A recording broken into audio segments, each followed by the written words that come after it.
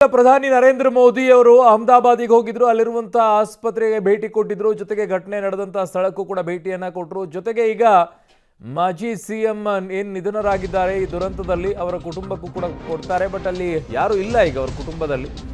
ಅವರ ಪತ್ನಿ ಬೇರೆ ಲಂಡನ್ ಅಲ್ಲಿದ್ದಾರೆ. ಸಿವಿಲ್ ಆಸ್ಪತ್ರೆಗೆ ಭೇಟಿಯನ್ನ ಪ್ರಧಾನಿ ನರೇಂದ್ರ ಮೋದಿ ಅವರು ನೀಡಿದ್ದಾರೆ. ಬದುಕುಳಿದ ಏಕೈಕ ಪ್ರಯಾಣಿಕ ರಮೇಶ್ ಆರೋಗ್ಯವನ್ನ ಮೋದಿ ಅವರು ವಿಚಾರಿಸಿದ್ದಾರೆ. ರಮೇಶ್ಗೆ ಧೈರ್ಯವನ್ನ ಪ್ರಧಾನಿ ಮೋದಿ ಅವರು ತುಂಬಿರೋದು. ಆಸ್ಪತ್ರೆಯಲ್ಲಿದ್ದ ಇತರೆ ಗಾಯಾಳುಗಳ ಆರೋಗ್ಯವನ್ನ ಕೂಡ ವಿಚಾರಣೆಯನ್ನ ಮಾಡಿದ್ದಾರೆ. ಅಹಮದಾಬಾದ್ನಲ್ಲಿ ಭೀಕರ ವಿಮಾನ ದುರಂತ ಸಂಭವಿಸಿದ ನಂತರ ಇವತ್ತು ಪ್ರಧಾನಿ ನರೇಂದ್ರ ಮೋದಿಯವರು ಘಟನಾ ಸ್ಥಳಕ್ಕೆ ಹೋದರು. ಹಾಸ್ಟೆಲ್ ಬಳಿ ಕೂಡ ಹೋದರು. ಅದಾದ ನಂತರ ಆಸ್ಪತ್ರೆಗೆ ಭೇಟಿಯನ್ನು ಕೊಟ್ಟರು. ಅಲ್ಲಿ ಆ ವಿಮಾನದಲ್ಲಿ ಏಕೈಕ ಬದುಕುಳಿದಂಥ ರಮೇಶ್ ಕೂಡ ಭೇಟಿಯಾದರು. ಜೊತೆಗೆ ಇನ್ನುಳಿದಂಥ ಗಾಯಾಳುಗಳನ್ನು ಕೂಡ ಭೇಟಿಯಾಗಿ ಅವರ ಆರೋಗ್ಯವನ್ನು ವಿಚಾರಿಸಿದರು. ಅವರೆಲ್ಲರಿಗೂ ಕೂಡ ಧೈರ್ಯ ತುಂಬುವಂಥ ಕೆಲಸವನ್ನು ಪ್ರಧಾನಿ ನರೇಂದ್ರ ಮೋದಿಯವರು ಮಾಡಿದ್ದಾರೆ. ದೃಶ್ಯವನ್ನು ನೋಡ್ತಾ ಇದ್ದೀರಾ ನೀವು. ಸೊ ಇದು ಪ್ರಧಾನಿ ನರೇಂದ್ರ ಮೋದಿಯವರು ಆಸ್ಪತ್ರೆಗೆ ಭೇಟಿ ನೀಡಿರುವಂತಹ ದೃಶ್ಯಾವಳಿಗಳು. ಅಹಮದಾಬಾದ್ನಲ್ಲಿ ಸಿವಿಲ್ ಆಸ್ಪತ್ರೆಗೆ ಭೇಟಿ ನೀಡಿದಾಗ ಅಲ್ಲಿ ಅನೇಕರಿಗೆ ಅನೇಕ ರೀತಿಯಾದಂಥ ಪೆಟ್ಟುಗಳು ಬಿದ್ದಿದೆ. ಕಾರಣ ಹಾಸ್ಟೆಲ್ ಮೇಲ್ಗಡೆಗೆ ಏಕಾಏಕಿ ಬಿದ್ದಿದೆ. ಊಟ ಮಾಡುವಂಥ ಸಂದರ್ಭ ತಟ್ಟೆಯಲ್ಲಿ ಹಾಗೆ ಎಲ್ಲ ಊಟವನ್ನು ಹಾಗೆ ಬಿಟ್ಟಿದ್ರು. ಆ ಪರಿಸ್ಥಿತಿಯನ್ನು ಫೋಟೋ ನೋಡ್ತಾ ಇದ್ದರೆ ಗೊತ್ತಾಗುತ್ತೆ ಅಲ್ಲಿ ಏನಾಗಿತ್ತು ಅಂತ ಹೇಳಿ. ಸೊ ಈಗಿದು ರಮೇಶ್ ಅವ್ರನ್ನ ಅಲ್ಲಿ ನೋಡ್ತಾ ಇದ್ದೀರಾ. ಇದು ಏಕೈಕ ವ್ಯಕ್ತಿ ವಿಮಾನದಲ್ಲಿ ಬದುಕುಳಿದಂಥ ವ್ಯಕ್ತಿ. ಅಹಮದಾಬಾದ್ನಲ್ಲಿ ಭೀಕರ ವಿಮಾನ ದುರಂತ ಏನು ಸಂಭವಿಸಿದೆ. ಸೊ ವಿಮಾನ ಪತನ ಸ್ಥಳಕ್ಕೆ ಪ್ರಧಾನಿ ನರೇಂದ್ರ ಮೋದಿಯವರು ಭೇಟಿಯನ್ನು ನೀಡಿದ್ದಾರೆ. ದುರಂತ ಸ್ಥಳವನ್ನು ಪರಿಶೀಲಿಸಿದ್ದಾರೆ ಪ್ರಧಾನಿ ನರೇಂದ್ರ ಮೋದಿಯವರು. ಅಧಿಕಾರಿಗಳಿಂದ ಮಾಹಿತಿಯನ್ನು ಪಡ್ಕೊಂಡಿದ್ದಾರೆ. ಅಹಮದಾಬಾದ್ನಲ್ಲಿ ಭೀಕರ ವಿಮಾನ ದುರಂತ ಏನು ಸಂಭವಿಸಿದೆ. ಭಾರತದಲ್ಲಿ ಇದು ಎರಡನೇ ಅತ್ಯಂತ ಭೀಕರ ದುರಂತ. ಮೊದಲನೇದು ಹರಿಯಾಣದಲ್ಲಿ ಆಗಿದ್ದಿದ್ದು. ಅವಾಗ 340ಕ್ಕೂ ಅಧಿಕ ಪ್ರಯಾಣಿಕರು ಅದರಲ್ಲಿ ಸಾವನ್ನಪ್ಪಿದ್ರು. ಈಗ ಎರಡನೆಯದ್ದು ಅತಿ ದೊಡ್ಡದಾಗಿರುವಂತಹ ದುರಂತ ಸಂಭವಿಸಿದೆ. ಇದರಲ್ಲಿ 265 ಜನ ಸಾವನ್ನಪ್ಪಿರೋದು. ಸೊ ಈಗಾಗಲೇ ಪ್ರಧಾನಿ ನರೇಂದ್ರ ಮೋದಿ ಅವರು ನಿನ್ನೆ ರಾತ್ರಿನೇ ಗೃಹ ಮಂತ್ರಿಗಳು ಹೋಗಿ ಭೇಟಿಯನ್ನು ಕೊಟ್ಟಿದ್ದರು. ಘಟನಾ ಸ್ಥಳವನ್ನು ಪರಿಶೀಲನೆ ಮಾಡಿದರು. ಆಸ್ಪತ್ರೆಗೂ ಕೂಡ ಭೇಟಿಯನ್ನು ಕೊಟ್ಟಿದ್ದರು. ಅದಾದ ನಂತರ ಇವತ್ತು ಪ್ರಧಾನಿ ನರೇಂದ್ರ ಮೋದಿಯವರು ಬೆಳಗ್ಗೆ ನೇರವಾಗಿ ಪ್ರಯಾಣವನ್ನು ಬೆಳೆಸಿ ಗುಜರಾತಿಗೆ ತಲುಪಿ ಅಹಮದಾಬಾದಿಗೆ ಹೋಗಿ ಅಲ್ಲಿ ಸ್ಥಳ ಪರಿಶೀಲನೆಯನ್ನು ಮಾಡಿದ್ದಾರೆ.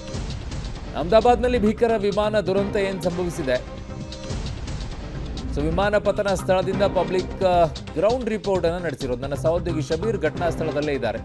ಅಹಮದಾಬಾದ್ನಿಂದ ಕನ್ನಡದ ಏಕೈಕ ಚಾನಲ್ ನಿಮಗೆ ರಿಪೋರ್ಟ್ ಅನ್ನು ಮಾಡ್ತಾ ಇರೋದು. ಒಂದೊಂದು ದೃಶ್ಯಗಳು ಕೂಡ ಭೀಕರವಾಗಿವೆ, ಘನಘೋರವಾಗಿದೆ. ವಿಮಾನ ಪತನವಾದ ಸ್ಥಳದಲ್ಲಿ ನರಕ ದರ್ಶನ. ನಿನ್ನೆ ಆ ದೃಶ್ಯಾವಳಿಗಳನ್ನು ನೋಡ್ತಾ ಇದ್ರೇ ಕರಳು ಹಿಂಡು ಬಿಡುತ್ತೆ. ಕಾರಣ ದೇಹಗಳೆಲ್ಲ ಸುಟ್ಟು ಹೋಗಿವೆ. ಮುಟ್ಟಿದ್ರೆ ಬೀಳುವಂಥ ಪರಿಸ್ಥಿತಿಗಳು, ಒಣಗೋಗಿರೋ ಮರದ ರೀತಿಯಲ್ಲಿ ಕಾಣಿಸ್ಕೊಳ್ಳುತ್ತೆ. ಸೊ ಕನ್ನಡದ ಏಕೈಕ ಚಾನಲ್ ಘಟನಾ ಸ್ಥಳಕ್ಕೆ ಹೋಗಿ ನಿಮಗೆ ವರದಿಯನ್ನು ಕೊಡ್ತಾ ಇರೋದು. ನನ್ನ ಸಹೋದ್ಯೋಗಿ ಶಬೀರ್ ಘಟನಾ ಸ್ಥಳದಲ್ಲಿದ್ದಾರೆ. ಯಾವ ರೀತಿಯಾಗಿ ಅಲ್ಲಿ ಏನಾಗಿದೆ ಪರಿಸ್ಥಿತಿ, ಈಗ ಸದ್ಯಕ್ಕೆ ಹೇಗಿದೆ ಅನ್ನುವಂಥದ್ದರ ರಿಪೋರ್ಟ್ ಮಾಡ್ತಾ ಇದ್ದಾರೆ. ನೇರವಾಗಿ ಅವರ ಬಳಿಗೆ ಹೋಗೋಣ. ಶಬೀರ್, ಈಗ ನೀವಿರುವಂಥ ಸ್ಥಳ, ಯಾವ MBBS ವಿದ್ಯಾರ್ಥಿಗಳು ಇದ್ದರು, ಆ ಹಾಸ್ಟೆಲ್ನ ಮೇಲ್ಭಾಗದಲ್ಲಿ ಏನು ವಿಮಾನ ಬಿತ್ತೋ ಅದೇ ಜಾಗ ಅಂತ ನಿಮ್ಮ ಬ್ಯಾಕ್ಗ್ರೌಂಡಲ್ಲಿ ಕಾಣಿಸ್ತಾ ಇದೆ. ಹೇಗಿದೆ ಸದ್ಯದ ಪರಿಸ್ಥಿತಿ? ನಿನ್ನೆಯ ಫೋಟೋಗಳನ್ನು ದೃಶ್ಯಗಳನ್ನು ನೋಡ್ತಾ ಇದ್ರೆ ಕರಳು ಹಿಂಡಿದಂಗಿತ್ತು. ಬಾಡಿಗಳೆಲ್ಲ ಸುಟ್ಟು ಕರ್ಕಲಾಗಿ ಹೋಗ್ಬಿಟ್ಟಿತ್ತು. ಜನ ಒದ್ದಾಡ್ತಾ ಇದ್ರು ಅವ್ರನ್ನ ಕರ್ಕೊಂಡು ಹೋಗೋಕ್ಕೆ. ಈಗ ಹೇಗಿದೆ ಪರಿಸ್ಥಿತಿಯಲ್ಲಿ, ಯಾವ ರೀತಿಯಾಗಿದೆ ಶಬೀರ್? ಅರುಣ್, ಹೌದು, BJ ಮೆಡಿಕಲ್ ಕಾಲೇಜ್ ಏನಿದೆ ಅದರ ಹಾಸ್ಟೆಲ್ನ ಮುಂಭಾಗದಲ್ಲಿ ಇದ್ದೀನಿ. ನಿನ್ನೆ ಫ್ಲೈಟ್ ಏನು ಕ್ರಾಶ್ ಆಗಿತ್ತು, ಇದೇ ಹಾಸ್ಟೆಲ್ನ ಮೇಲೆ ಕ್ರಾಶ್ ಆಗಿತ್ತು. ಸೊ ಇಲ್ಲಿ ಪರಿಸ್ಥಿತಿ ಹೇಗಿದೆ ಅನ್ನುವಂಥದ್ದನ್ನು ಕೂಡ ನಿಮಗೆ ತೋರಿಸುವಂಥ ಪ್ರಯತ್ನಗಳನ್ನ ಮಾಡ್ತಿದ್ದೀನಿ.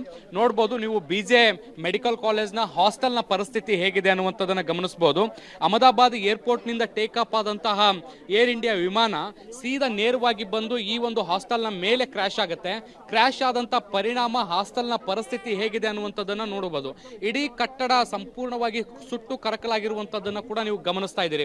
ಇದರ ಇನ್ನೊಂದು ಬದಿಯಲ್ಲಿ ವಿಮಾನ ಲ್ಯಾಂಡ್ ಆಗಿರೋದು ಅಂದ್ರೆ ಕ್ರಾಶ್ ಆಗಿರೋದಕ್ಕೆ ಸಂಬಂಧಪಟ್ಟಂತ ದೃಶ್ಯಗಳಿದ್ದಾವೆ. ಆದ್ರೆ ಈಗ ಕೆಲವೇ ಹೊತ್ತಿನ ಮುಂಚೆ ಪ್ರಧಾನಿ ನರೇಂದ್ರ ಮೋದಿ ಅವರು ಬಂದು ಹೋದಂತ ಹಿನ್ನೆಲೆಯಲ್ಲಿ ಭದ್ರತಾ ದೃಷ್ಟಿಯಿಂದ ಆ ಭಾಗದಲ್ಲಿ ನಮ್ಮನ್ನ ಈ ಕ್ಷಣಕ್ಕೆ ಬಿಡ್ತಾ ಇಲ್ಲ. ಮುಂದಿನ ಹಂತದಲ್ಲಿ ಅಂದ್ರೆ ಭದ್ರತೆ ಸ್ವಲ್ಪ ಸಡಿಲ ಆದ ಬಳಿಕ ನಮ್ಮನ್ನ ಆ ಭಾಗಕ್ಕೂ ಕೂಡ ಪ್ರವೇಶವನ್ನ ಮಾಡಲಿಕ್ಕೆ ಕೊಡ್ತಾರೆ. ಸೊ ಈ ಭಾಗದಲ್ಲಿ ದೃಶ್ಯಗಳು ಹೇಗಿದೆ ಅನ್ನುವಂಥದ್ದನ್ನು ಕೂಡ ನೀವು ಗಮನಿಸಬಹುದು. ಇಡೀ ಕಟ್ಟಡವೇ ಸುಟ್ಟು ಕರಕಲಾಗಿ ಹಾಕಲಾಗಿರುವಂತದ್ದನ್ನ ನಾವು ದೃಶ್ಯಗಳಲ್ಲಿ ಗಮನಿಸ್ತಾ ಇದ್ದೀವಿ. ನಿನ್ನೆ ಕೇಂದ್ರ ಗೃಹ ಸಚಿವ ಅಮಿತ್ ಶಾ ಅವರು ಕೂಡ ಸಂಜೆ ಇದೇ ಸ್ಥಳಕ್ಕೆ ಬಂದು ಘಟನಾ ಸ್ಥಳವನ್ನ ಪರಿಶೀಲನೆಯನ್ನ ಮಾಡಿ ಹೋಗಿದ್ರು. ಸರಿಸುಮಾರು 265ಕ್ಕಿಂತ ಹೆಚ್ಚು ಜನರು ಈಗಾಗಲೇ ಸಾವನ್ನಪ್ಪಿರುವಂತದ್ದು, ಅವುಗಳನ್ನ ಸಿವಿಲ್ ಹಾಸ್ಪಿಟಲ್ ಸೇರಿದಂತೆ ಬೇರೆ ಬೇರೆ ಹಾಸ್ಪಿಟಲ್ಗಳಿಗೆ ಮೃತದೇಹಗಳನ್ನ ರವಾನಿಸುವಂತ ಕೆಲಸ ಆಗಿದೆ. ಇದ್ರ ಜೊತೆಗೆ ಈ ಒಂದು ಘಟನಾ ಸ್ಥಳದಲ್ಲಿ ಈಗ ಸಾಕ್ಷ್ಯಗಳನ್ನ ಸಂಗ್ರಹಿಸುವಂತ ಕೆಲಸಗಳಾಗ್ತಾ ಇದಾವೆ.